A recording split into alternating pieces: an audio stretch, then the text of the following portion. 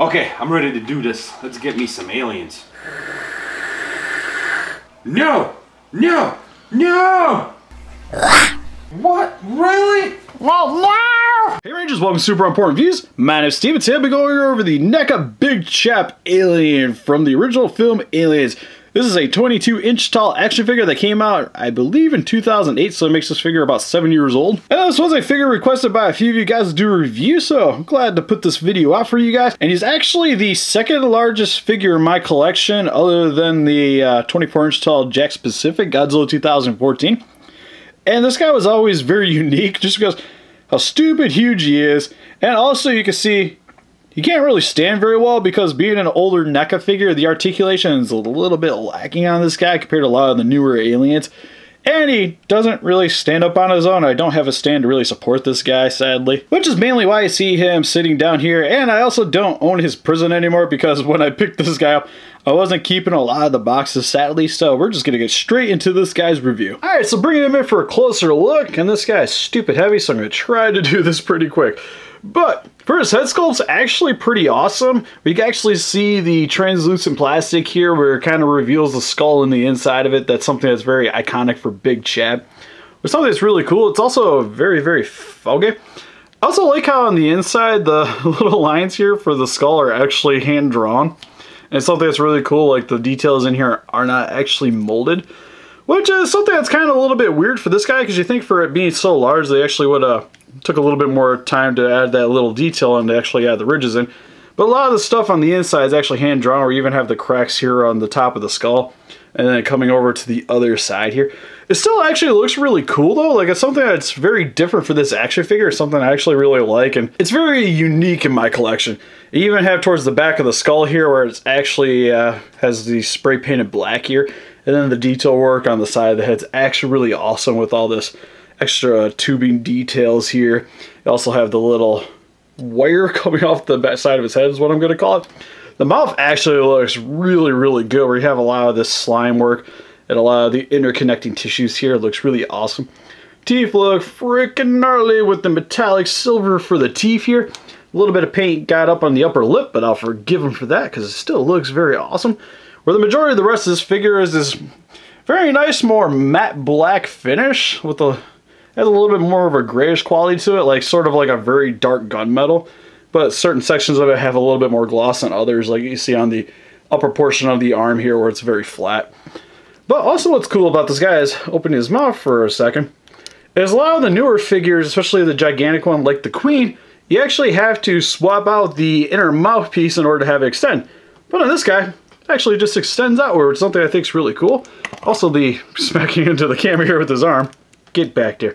For his inner mouth here, it has a lot of very nice details as well. Whereas this very nice bone color here, you can see more of the vent work here on the side. It looks freaking awesome. Same with the details on the top portion of the mouth. You can also see here for his mini mouth is the same metallic silver as the teeth. Looks freaking amazing. Really like the detail work for the head here. And the only thing that sucks is the mouth likes to come out if you don't have it actually closed. And even with the hand drawn on the inside, I think it does still give it a very unique look for this figure. And then moving down the rest of his body here, neck work looks awesome. Same with the detail work here for the body, looks freaking fantastic. Like, this looks like you could literally fit somebody inside of this action figure, which is something that's really cool. It's something that's really awesome for the alien too, because there's actually a dude inside the suit, so a lot of this stuff's replicated very well. Where you have the giant shoulder pads here with some excess plastic here on the inside, with a couple little lines for reasons. For the back here, you have his iconic spines. The same with the giant one underneath the forehead here, which looks freaking awesome. You have some extended bone here coming down his back.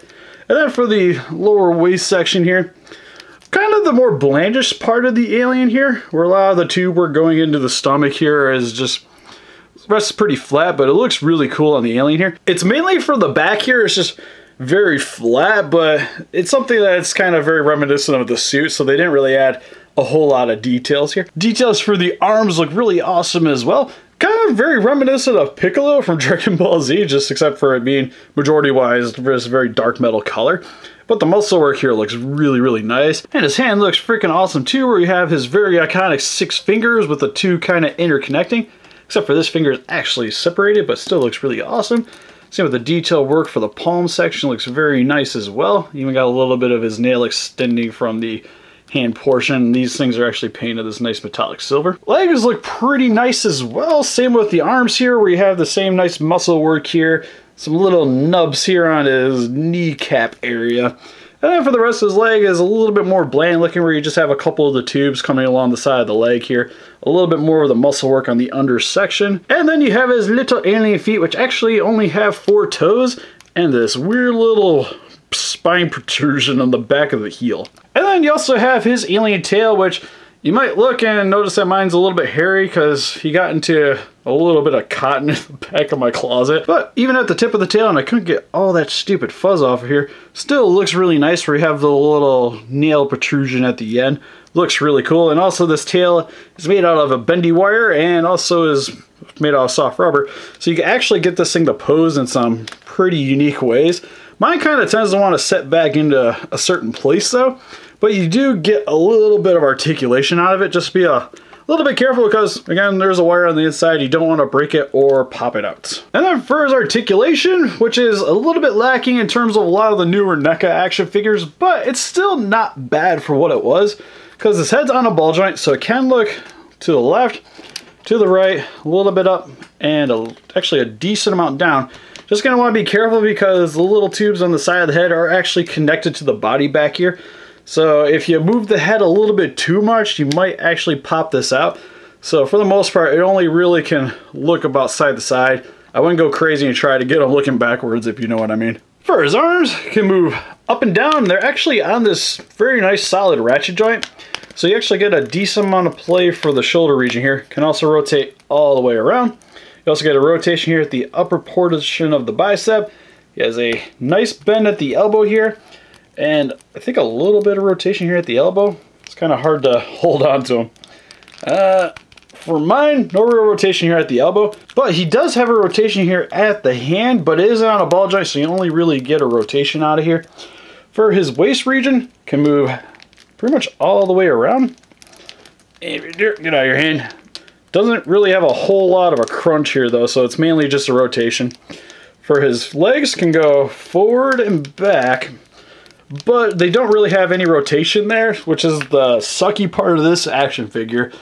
Because with this section being the way it is and his legs being kind of hard to position, he doesn't stand very well by himself. So again, if you guys are going to pick this guy up, make sure to get a stand. But for the upper portion of the knee, there is actually a rotation here. Has a bend here at the knee, which is also on a ratchet joint, which is something that's really awesome. And then his feet can also move back and forth, but on mine, it's actually very, very stiff, so I won't be able to show it to you guys. I even tried using a hairdryer, and this little sumbitch don't actually move, so this can articulate, but on mine, not very well. And then again, his tail is on a bendy wire, so you can move it pretty much however you want. So for some quick comparison, and because of how stupid huge this is, you guys are gonna just have to see some of my set here. But here he is with some X Plus Godzilla figures with the 1955 Godzilla, the 30 centimeter line, and the 25 centimeter Burning Godzilla. And here is next to the Jakks Pacific's Godzilla 2014. And here's some other large-scale Neca action figures with the 18-inch tall Gypsy Danger and Knifehead. So in the end, for the 22-inch tall Big Chap action figure, I actually still like this figure. His details are actually very nice. His articulation is definitely outdated though compared to a lot of the other Neca action figures. So in that regards, I only really recommend this guy to hardcore collectors that want a bunch of large alien action figures in your collection. Because this guy is a little bit pricey nowadays, which when I picked him up, I think it was for about $60, which you're definitely not going to be picking this guy up for that now. And Neca's actually putting out another large Xeno action figure sometime in the near future. And I definitely would actually recommend picking up that one over this guy, just mainly because of the price and it'll be a little bit more updated. So if you guys just want a large alien in your collection, I would recommend just waiting a little bit while longer for the newer one to come out. But if you need one right meow, I definitely recommend the 22-inch Big Chap to add to your collection today. But what do you guys think? Do you guys own the 22-inch Big Chap in your collection? What's your favorite large-scale Neca action figure? Starship Troopers is just more your thing? Please let us know in the comments. We'll have a few closer pictures of this guy on Facebook. If you want to click the link in the description below, help us defeat those kaiju by hitting that like button, subscribe to become a ranger today, and we'll see you guys in the next video. Bye-bye.